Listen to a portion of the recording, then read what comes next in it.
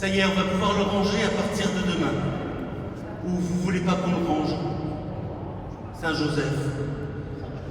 Alors voilà, techniquement, le micro est en marche. Je vais mettre l'icône au pied de l'autel.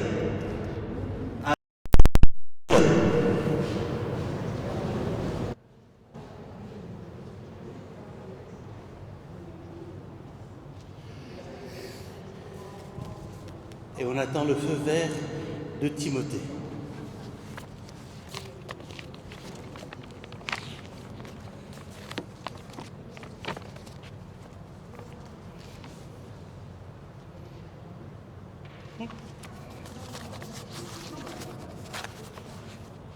Eh bien voilà, ça y est, 5 semaines accompagnées par Saint-Joseph. 5 semaines où nous avons essayé de découvrir. C'est pas mieux.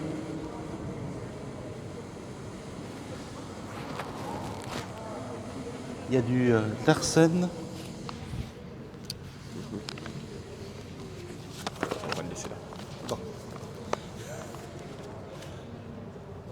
5 semaines où nous avons cheminé avec Joseph, et aujourd'hui, c'est la dernière des causeries autour de Saint-Joseph, avec un titre assez singulier. Joseph, Père dans l'ombre. Alors, durant cette conférence de Père dans l'ombre, je vais vous inviter à avoir en mémoire ce que les pères de famille ont pu nous dire la semaine dernière. Leur sincérité, leur humilité dans leur prise de parole. Nous ferons référence tout à l'heure à un moment assez crucial, à mon avis, de la conférence de la semaine dernière. Mais avant de nous mettre à l'ombre de Saint-Joseph, eh bien, on va unir nos voix comme nous l'avons fait toutes ces semaines et lever les yeux. Levons les yeux, voici la vraie lumière, voici le Christ qui nous donne la paix. Ouvrons nos cœurs à sa miséricorde, notre Sauveur est au milieu de nous. Jésus-Christ, le Fils de Dieu fait homme, vient demeurer au milieu de son peuple. Regardez, voici l'Emmanuel, Dieu avec nous, venu en notre chair. Levons les yeux, la vraie lumière, voici le Christ qui nous donne la paix. Ouvrons nos cœurs à sa miséricorde, notre Sauveur est au milieu de nous. Il est Dieu, il est notre lumière, rayon jaillit du cœur très saint du Père. Sa clarté embrase l'univers, il est la vie, illuminant la nuit. Levons les yeux, voici la vraie lumière, voici le qui nous donne la paix. Levons le cœur à sa miséricorde, notre Sauveur est au milieu de nous. Joseph, Père dans l'ombre. Voici une image bien singulière pour parler d'un élément essentiel de la vie du Christ. On a toujours l'impression que l'ombre, elle est un personnage secondaire. On est à l'ombre, c'est l'ombre de quelque chose. Ce n'est pas la présence même, c'est une espèce de dérivé. Alors, moi je me suis dit, mais finalement, qu'est-ce que l'ombre? Alors je suis allé faire un tour dans un dictionnaire. De temps en temps, c'est bien encore d'utiliser un dictionnaire. Alors je vais vous donner sa définition. Vous êtes assis, donc voilà. Il s'agit de la diminution de l'intensité lumineuse soustraite au rayonnement direct par l'interposition d'un corps. Avec ça, on est d'accord, on voit tout ce que ça veut dire. Une source rayonnante, un corps et une projection. Et je crois que là, on est dans une idée physique qui nous permet de un peu mieux comprendre la théologie. Quand on parle de Joseph, ombre, c'est qu'il est là entre la source rayonnante, et on est d'accord, c'est Dieu, il n'y a pas d'autre source que Dieu, et il est là pour protéger Jésus d'une source trop vive. Il faut un temps, et il faut du temps pour pouvoir découvrir quelle est sa source. Même si nous savons que Jésus est le Fils de Dieu, eh bien, le contact direct pourrait être tellement difficile pour Jésus de savoir pleinement qui il est dans sa petite enfance, qu'il a fallu une transition, un moyen peu à peu d'arriver jusqu'à Dieu. Et dans la deuxième partie de l'Évangile, après les récits d'enfance, on voit que Joseph a totalement disparu des évangiles et l'on voit Jésus qui est en relation habituelle avec Dieu son Père, il se retire pour prier. Donc il a fallu être protégé de cette lumière ardente pour pouvoir mieux après s'en rapprocher. Et c'est dans cet entre-deux que Joseph se situe. Joseph n'est pas la source, mais Joseph est l'ombre. Est l'ombre de Dieu pour Jésus. Il le protège parce qu'il se met entre la source et l'enfant, et il devient pour l'enfant la source. D'un seul coup, Joseph, parce qu'il est père, parce qu'il protège, devient la source de la vie pour Jésus. En fait, il protège Jésus, il le garde, il offre sa protection à Jésus parce que lui-même, Joseph, a été saisi par Dieu. Il garde la parole de Dieu dans son cœur, il se sait protégé, conduit, guidé par Dieu. Vous relirez tout ce que l'on a dit dans les précédentes causeries sur les informations que Joseph reçoit de Dieu dans ses songes pour le bien de son fils, mais pour le bien total de sa famille. Il est ce lien et il devient maillon, il devient passeur du soin que Dieu prend de sa famille en prenant soin de Marie et de Joseph. Il est dans cet entre-deux. Et on dit souvent qu'il y a ce moment de la journée où nous sommes entre lumière et nuit. Il se situe à cette frontière-là, saisi par Dieu. Il protège Jésus, qui est le Fils de Dieu. Il devient le Père de Jésus par assimilation. Je vous en disais à la première conférence qu'il devient Père de Jésus parce qu'il nomme Jésus et lui donne son nom, mais là, d'une manière plus particulière, il est l'ombre portée de Dieu sur Jésus.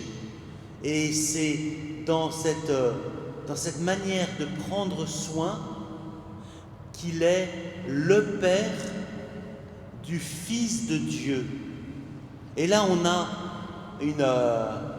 un rythme qui devient tout à fait particulier. Jésus est le Fils de Dieu. Joseph est accroché à la source et il donne à Jésus toute la tendresse paternelle tout le soin qu'il peut donner à son Fils. Jésus est le fils de Joseph et il est le Fils de Dieu. Mais Joseph, cette mission de père, nous l'avons bien compris, il ne l'a pas par génération, il l'a par engendrement. Il engendre, Joseph engendre Jésus à la vie humaine. Et c'est un peu une notion que j'ai envie de vous faire saisir sur ceux que l'on appelle pères aujourd'hui. Il y a peu d'entre vous qui se font appeler pères, ou alors assez rarement. Mais il y en a de ce côté de l'autel que l'on appelle habituellement père. Les prêtres et les évêques. On a un certain nombre de personnes qui reçoivent ce nom de père parce qu'ils ont une mission particulière. C'est d'engendrer eux aussi les enfants à la vie de foi. Les parents engendrent leur enfant à la vie par génération. Mais il y a un rôle particulier qui est confié aux prêtres, c'est l'engendrement à la foi. Et le rituel du baptême, je vais vous le faire regarder d'une manière un peu différente. Le baptême, normalement, se passe par immersion. On a tous l'habitude de voir des baptêmes par intinction. Quelques petites gouttes d'eau avec une coquille Saint-Jacques ou à pleine poignée sont versées sur le front de l'enfant. Mais le baptême devrait se faire par immersion totale. L'enfant est confié au bras du prêtre et il le plonge par 3 fois dans l'eau. C'est une renaissance. Alors, on a tous fait un peu de caté et on sait bien que c'est traverser les eaux de la mort, c'est passer avec le Christ de la mort à la vie. Mais symboliquement, ce prêtre qui arrache l'enfant à la mort en le faisant sortir de l'eau, c'est un engendrement. Il le fait naître à la vie éternelle. Le prêtre est là pour manifester, pour symboliser cette renaissance. Et on pourrait dire que finalement, le terme de père, alors là, je vais être crucifié par tous les théologiens de l'Assemblée, le terme de père pourrait finalement se justifier dans le geste du baptême. Il fait naître à la vie divine cet enfant. Alors, le terme de père pourrait être correctement appliqué à ce moment-là, par le baptême. C'est pour ça qu'il est de tradition que le prêtre célébrant ne soit pas le parrain de l'enfant qu'il baptise. Comment être à la fois père et parrain?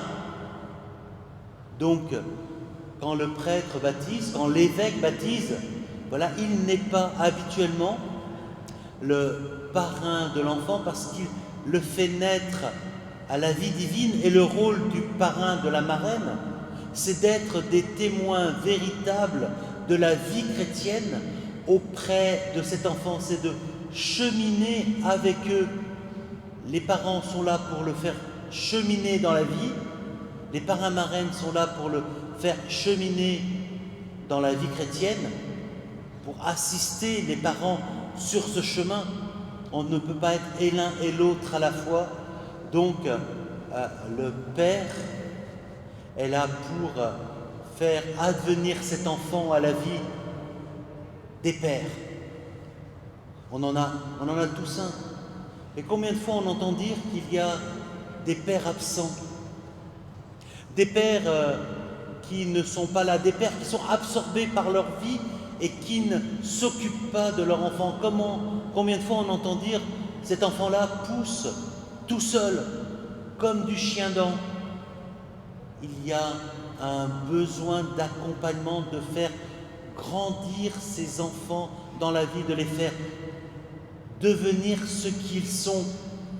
Je vous invite à faire mémoire de la conférence de la semaine dernière, quand un des pères de famille disait qu'il a réalisé assez cruellement que ces activités nombreuses, intéressantes, passionnantes, l'éloignaient de sa vie de famille et qu'il a dû se recentrer auprès de sa famille et de ses enfants parce qu'il y a quelque chose qui était en train de partir, de s'effiler. Il y avait un danger à ne plus être auprès des siens. Voilà. Alors, être père, c'est finalement et c'est essentiellement celui qui ouvre des possibles. Le rôle du père, c'est de permettre à l'enfant de faire les expériences de la vie, en toute sécurité. Mais il doit le laisser aller, lui offrir la possibilité de prendre le risque de la vie en toute sécurité, en veillant sur lui, en mettant en place les procédures et les moyens pour qu'il essaie sans avoir trop de mal. Les coups, les douleurs, aucun père ne pourra l'enlever à ses enfants. Quand il tombera, c'est l'enfant qui sera tombé, qui se fera mal. Mais le père est là pour avoir prévu que les premières chutes se fassent dans l'herbe et non pas dans le gravillon. Voilà. Un moyen d'anticipation, un moyen de protéger, autoriser son fils à faire les expériences de la vie avant que cet enfant lui-même ne fasse sa propre expérience de sa vie unique, mais fort de tout ce qu'il a pu essayer, de tout ce qu'il a pu tester, sous la protection, sous la bienveillance du Père, jusqu'au moment où le Père sera là comme un spectateur heureux de voir son enfant faire référence à tout ce qu'il a pu recevoir de lui par amour. Parce que ce qui fait le Père, c'est l'amour qu'il donne à ses enfants. Alors vous entendez bien les mères de famille, que la maman est toujours derrière, que le terme est toujours à côté. Mais là, on regarde Joseph, on regarde le Père d'une manière toute précise et toute particulière. Donc c'est cela, permettre à l'enfant de faire en sécurité toutes les expériences de la vie, de réduire les douleurs qu'il pourrait avoir, mais l'accompagner sur le chemin de sa propre vie jusqu'au moment où il fera lui-même sa vie, fort de tout ce qu'il a reçu de ses parents. Voilà. Alors pourquoi on parle du très chaste époux Joseph? Prière eucharistique numéro 1, et très simplement Joseph, le très chaste époux. Pourquoi le mot chaste est accolé au nom de Joseph?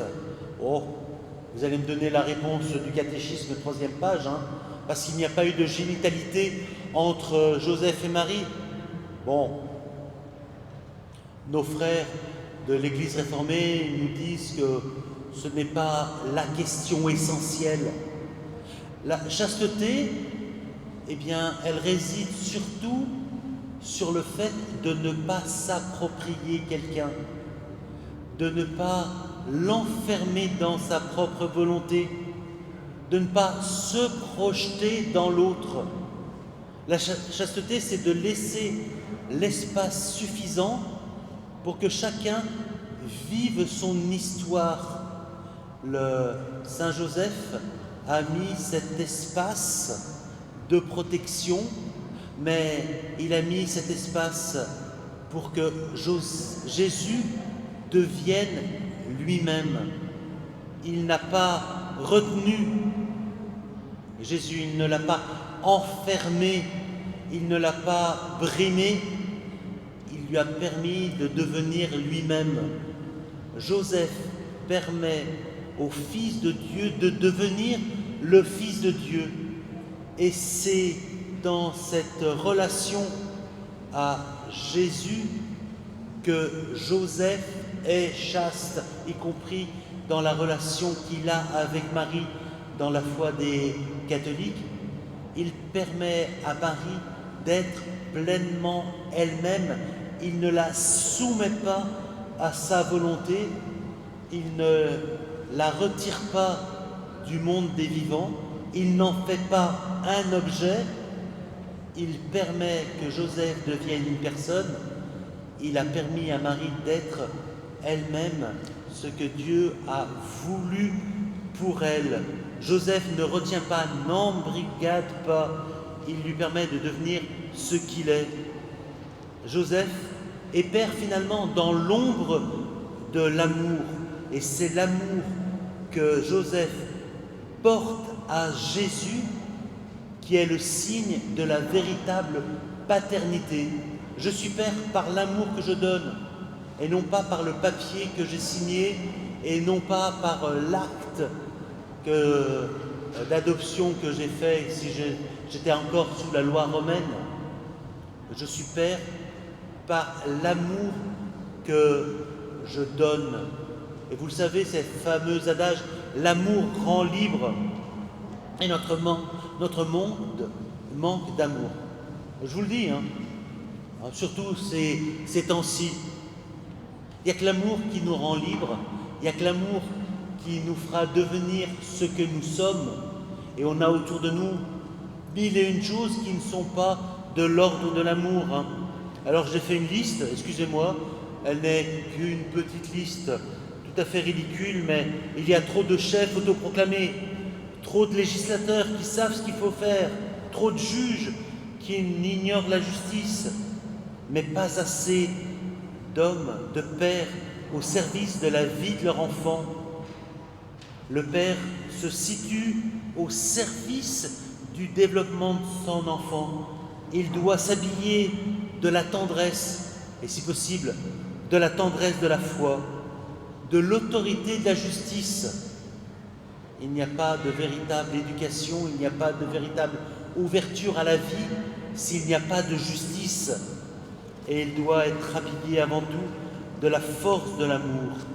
Alors on revoit par derrière les vertus cardinales et théologales, foi, espérance et charité, tempérance, vérité, justice et paix. Eh bien voilà, c'est peut-être les bons lieux pour permettre aux enfants de devenir ce qu'il est.